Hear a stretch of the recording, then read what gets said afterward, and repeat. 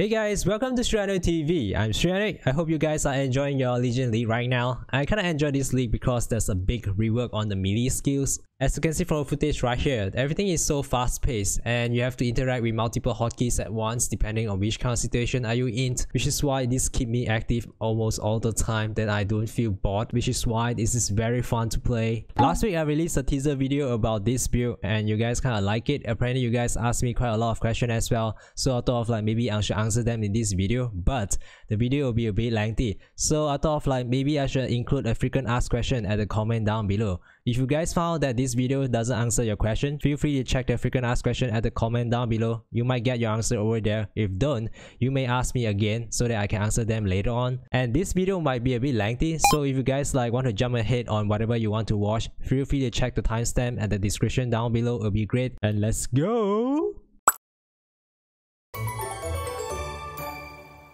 Yeah, hey, we are back with a new build right now, and this league will be playing melee just like it's expected to be. Yeah, this is a melee league. So what we're gonna play, of course, melee. Yay, man! But we are not gonna play Cyclone as most other people playing right now. Apparently almost the half of the server is playing Cyclone right now based on the statistics, and we are the one of the 1.7% Ascendants that we are playing right now. And this is her, Watashi no Neko, and she's now level 94.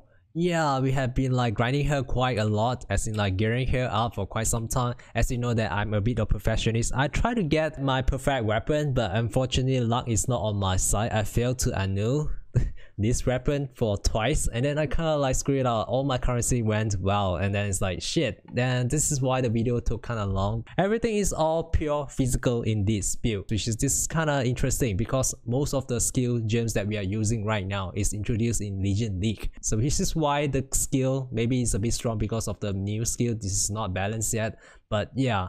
So let's jump right into the new 6-link skill. So this is the skill that we are gonna use, Perforate. Yeah. So try to get this to level 21 as usual. This is the main skill. This level 21 will boost you a lot of damage right there, and make sure that you quality to 20 for more area effect. This is the only struggle that we having right now in Perforate because our AoE clear speed is not that great because of our AoE is very weak. So this is why we try to maximize the increased area effect of this skill to have a better clear speed. So the following skill support gems right will be like multi-strike, impale, rage, and then brutality along with Pulverise right here for more AoE clear speed. Yes, it does take away some of our attack speed right here, but it's still okay because it does provide a lot of increased area effect. And you may ask, why multi-strike support? Yes, I just want the attack speed of it, and the damage wise I don't think that's important because we need to stack up our new Impale mechanic right here. Yeah, apparently Impale is one of the most damage boosts in this build, so basically we need high attack speed to boost our Impale stackings.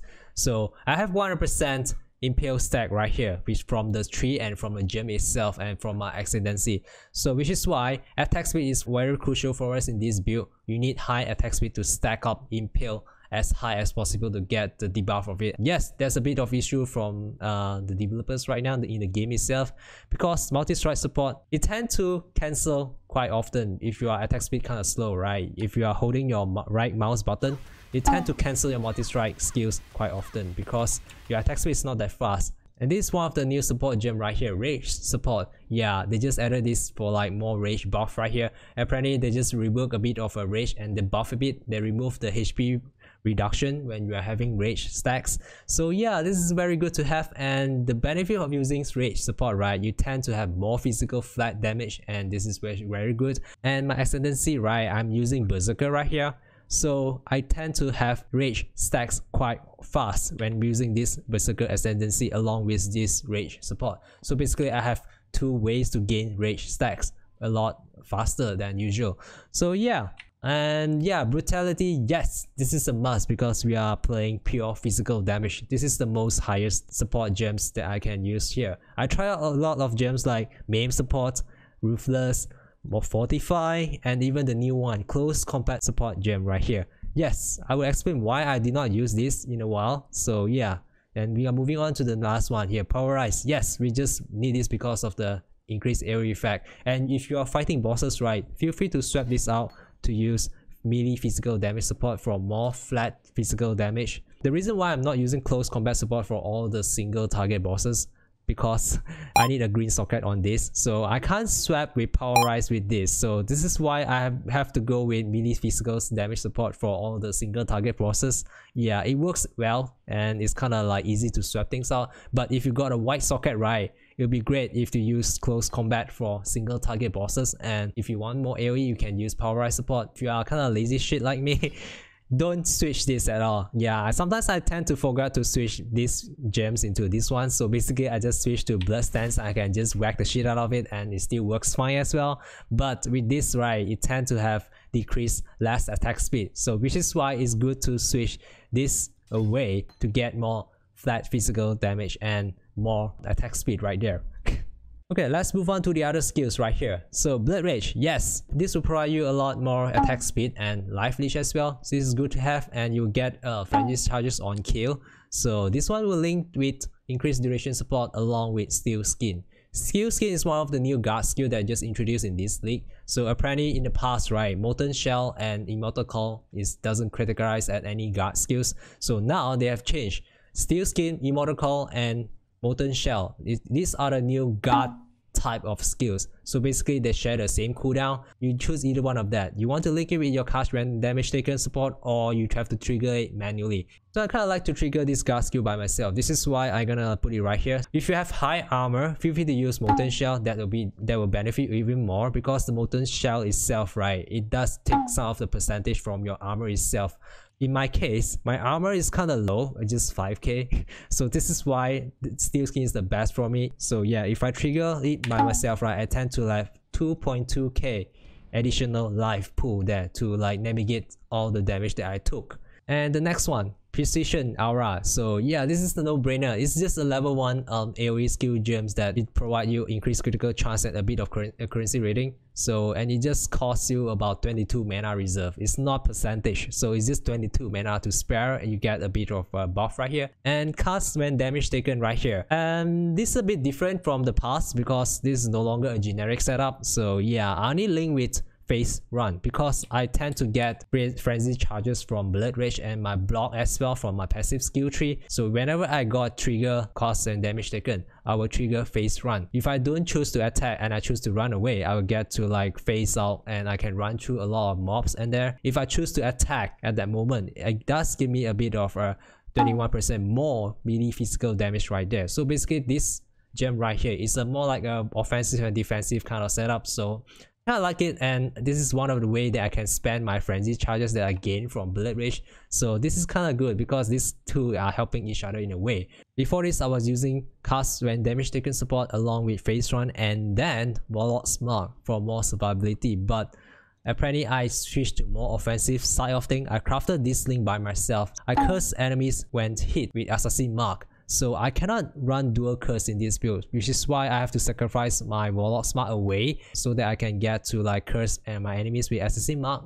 Let's move on to the aura side. And this is the new Pride aura itself. So it does give you more physical damage to those enemies that nearby you, and it can go up to 39% if they stay long enough around you.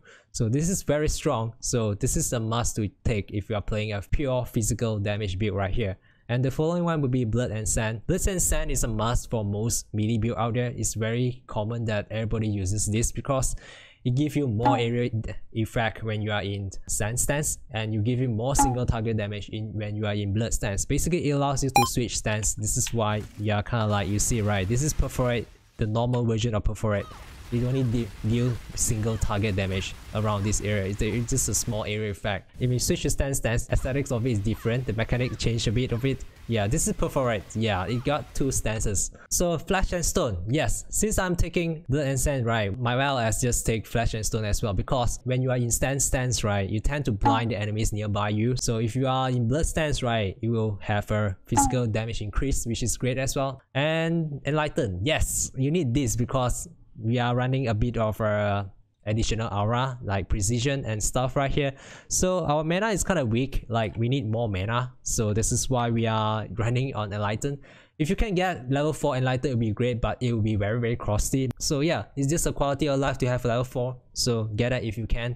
And move on to our additional buff right here, Ancestral War Chief. Yes, this is a totem that we will be using most of the time when we are bossing and stuff, and it does give you a lot of damage right here, as you can see. And Ancestral War Chiefs will link with blind support. The reason why I'm linking this with blind support, because the purpose of using this totem is to get the buff of it, not to deal damage, but to get more additional buff and survivability right there.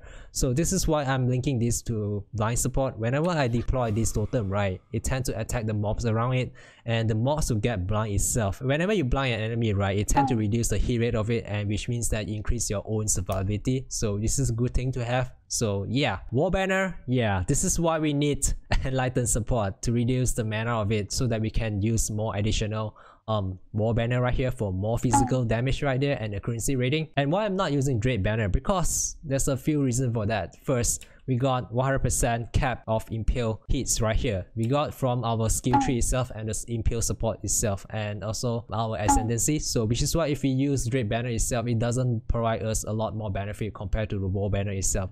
And the following one will be Berserk. Yes, I tried to link Berserk with multiple support gems, and apparently it doesn't work at all. So this is the only solo gem right here, so it's okay. This is the most important gem in this whole entire build for all your damage here. So whenever you get rage, right, you tend to have you stack quite a lot, and 50 rage is the cap of it.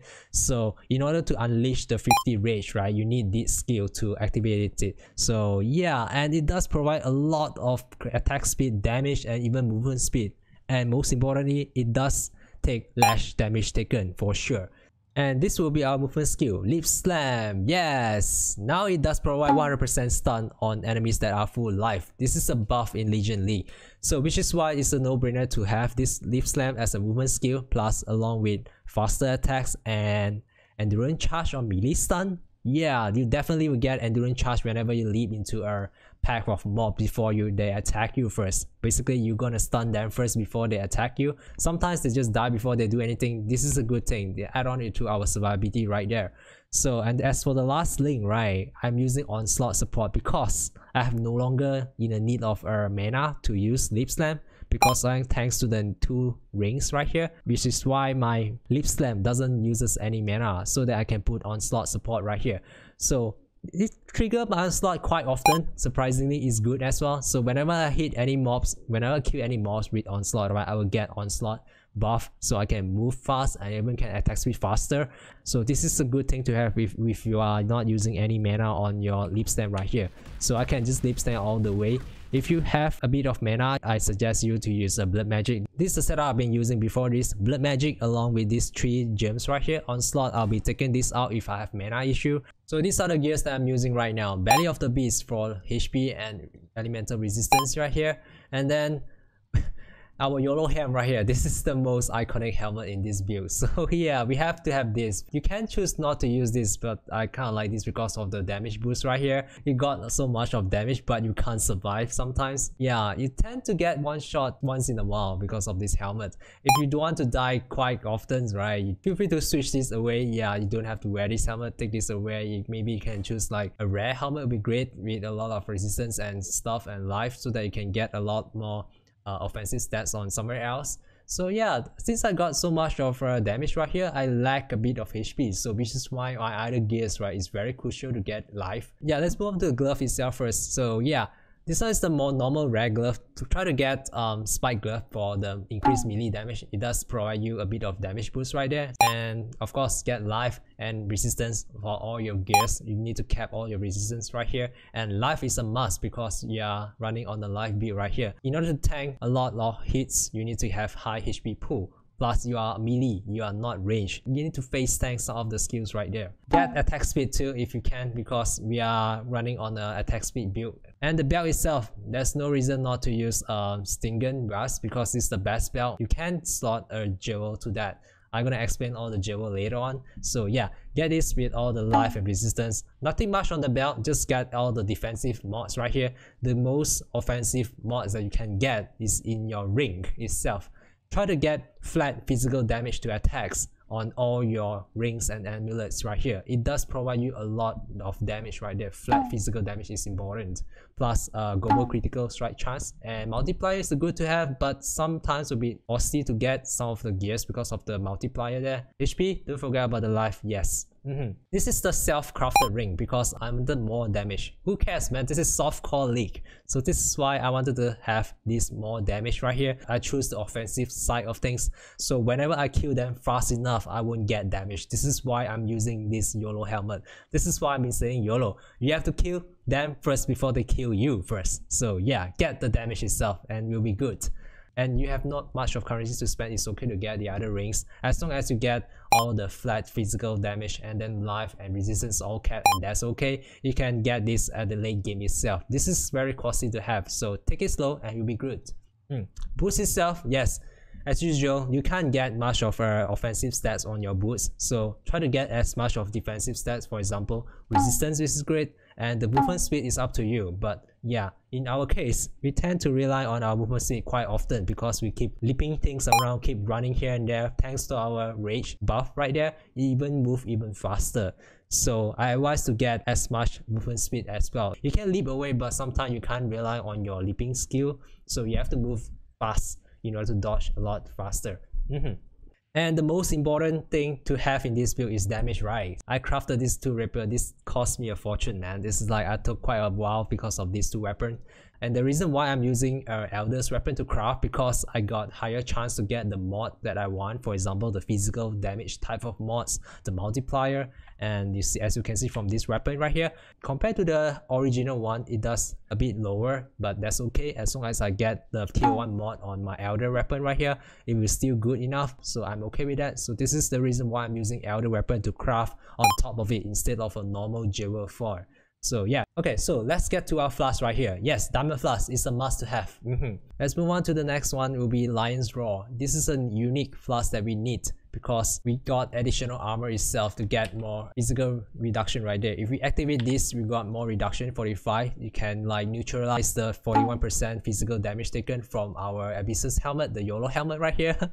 And yeah, but if you want to have more defensive flask, right, feel free to switch this away. You don't have to use Lion's Roar, and you can use Rumi's flask. You get additional block chance and dodge. The following flask will be Bustle Flask. Yes, this is the most crucial thing to have. 15% additional physical damage reduction. This is what we are aiming for when we are using this flask. And the fourth flask will be this one, Stability Flask. So it creates a smoke cloud to blind all the enemies around you. The same thoughts as the blind effect right here, blind support. The hit rate of them will decrease by 50%. So basically if they hit you even less, right, you get to survive even more. So this is good thing to have. We got so much damage already, we need to have all the defensive flasks as much as possible. And the last one will be the life flask. So it's up to you whatever you want, but my suggest is to get the instant recovery from a divine life flask, so it'll be great. So yeah, in order to get the most out of it, you need to understand the skill of itself, the Perforate. So Perforate is a level low skill gem, so you can get this at very low level. You can start using it, but my advice is to get Blood and Sand as soon as possible if you are using this skill to level, because you don't hit a lot of mobs when you are in Blood stance, as you can see right here. If you have Blood stance, tend to activate your second stance, which is the Sand stance. Your attack pattern will change to this one instead. As you can see, your AoE is a lot bigger and you are attacking like starfish kind of shape. Yeah, you can see that there's an empty spot in the gap in between that the mobs will not be hit. So that's the downside of it. And the AoE for this skill is not that great, but fortunately, right, the damage for this one is not that bad. Whenever you are in stand stance, this is where Perforate will shine, because your damage is so much crazier when you are in blood stance. The single target is a lot crazier because of the multiple hits from Perforate.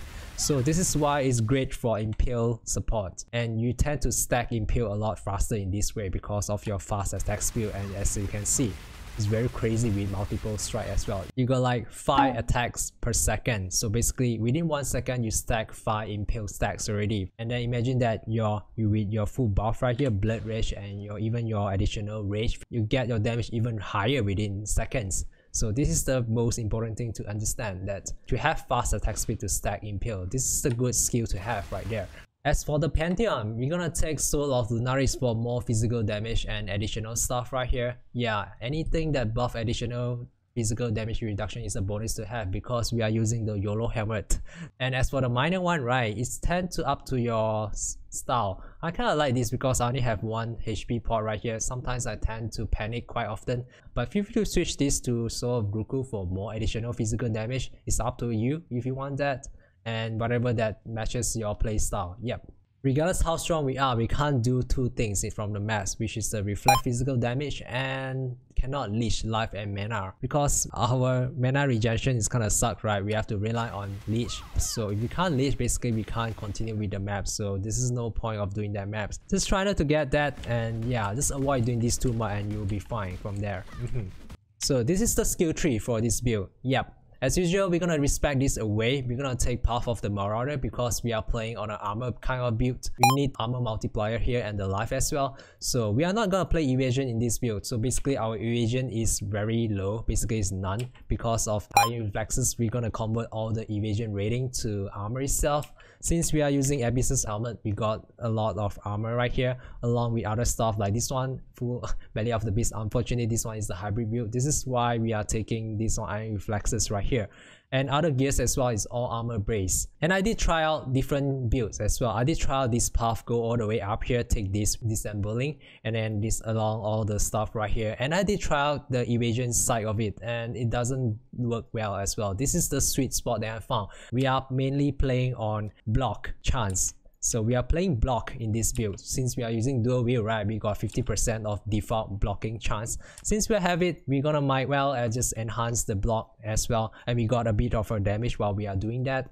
And plus, the reason why we are taking block as well, right, since most of the skill nodes that we're gonna take are around here on the side right here, the bottom left of it, and all the block chance here will be all along the way. So since we are using dual wield, check. And we are also like along the way, so there's a 2 main reasons we can take block chance here. And we're gonna take the critical multiplier here as well. And we got brutal blade. This is the 3rd reason why we are playing block build instead of the others. This is very convenient to pick up all the block stuff. Yes, it is a bit of investment in terms of like skill nodes and stuff just to make the block effective in a way. Our block chance is 37% right now. If you get to level higher, you tend to add this 3 and you probably end up with 40 something block chance. And I just mentioned just now, right, if you want to have more survivability on your build, right, feel free to switch this Lion Roar away and can use Ruby Flask for more additional block chance. And as for the Ascendancy, right, I'm taking Berserker as my main Ascendancy, and sub Ascendancy will be my champion right here. The reason why we are taking Berserker because we have a big mini rework right here, and we got a bit of buff on the rage skill right here. And the reason why we are taking champion because of the 10% chance of 45 on melee hit, and that's a good thing to have because we are not linking our 45 gem onto our leap stem. It does free up one of the jewel socket right here, so which means that we can put onslaught onto our leap stem right here. So we don't have to slot in our 45 just to get the buff of it. We got 10% chance to get 45. Yes, I know 10% it seems like a bit low, but our attack speed is very fast. 99% of the time our 45 is on activated, so don't worry about that. We will get this buff regardless what we do, since it's a 45 on melee hit. And the enemy to taunt, you get 10% increased damage. That's good to have because there's a bit of increased damage right there. And we also get permanently immediate enemies that are on full life. So basically there's another additional 10% damage as well. And the most important thing right here is the 20% chance to impale enemies on hit with attacks. This is why we need this, because it does free up one of our skill nodes right here. We don't have to add this because we have already capped our chance of impale. So we got 100% to chance of impale. This is very crucial. Make sure your chance to impale is 100% because every single hit you need to stack your impale. If you don't trigger the chance to impale, right, your damage will go up and down. So this is why you need to have 100%. Every single hit you need to stack 1 stack of impale. So I'm not going to explain the impale mechanic of it, so you can find a video out there already. It's already made by someone else, which is great. And yeah, as for the jewels, you need to get increased maximum life onto your jewels itself in order to have more HP to tank most of the hits out there. And as usual, since this is a melee physical build, try to get increased critical strike chance or critical multiplier. And if you can get this gem, will be great because you need 1 source of mana leech into your build. You need to sustain your mana while you are attacking. So this is where I got my sort of mana. So if you don't have this jewel, it's okay, you can get somewhere else to leech your mana, for example your ring or glove or somewhere else if you can find, because it does free up one of your skill point right here.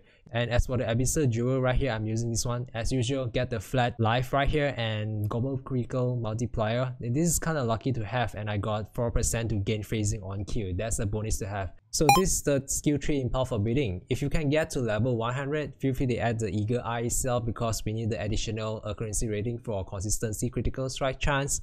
And then the remaining skill point, you can just add it into Swagger for more block chance over there. So basically, right, when you hit level 100, you got like 47 block chance. So yeah, take a look at our damage. We got like 2,500,000 damage total DPS against Shaper. So this is it. I hope you guys like it, and if you guys have any questions, feel free to ask me at the comment down below. I will try my best to answer them. Special thanks to those who helped in this journey for creating this video, especially Kura, who shared his crafting knowledge to me. And if you like this kind of video, feel free to drop me a like and subscribe if you haven't too. It does help the channel growth. So yeah, I have plans in the future in these channels. Feel free to stick around for more game review and even builds as well. And I'm gonna leave you guys with all the Shaper and Guardian skills. So hope you guys gonna enjoy that, and I will see you guys in the next one.